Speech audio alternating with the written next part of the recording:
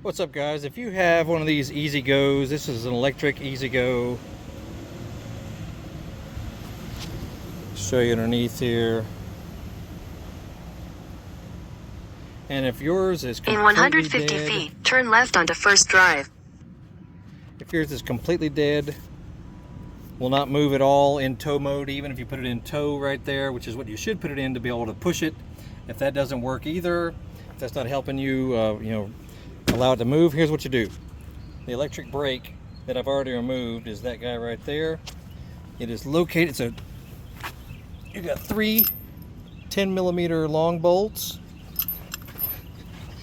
and it goes right there. It's facing that way. The bolts are sticking out. There's an electrical connector on top. You remove it. Very simple. It takes you just seconds to do it. Just remove this. It'll come off and look like that. There's your electrical connector that goes on the top like that. Pop that connector off. Be careful doing it. You don't want to break it. And then it just pops off, and then you'll be able to roll it. So just be ready though, because it won't have any braking at all. So have some people with you, or wheel chocks or something, and that's all there is to it. We got tons more videos about golf carts and whatnot.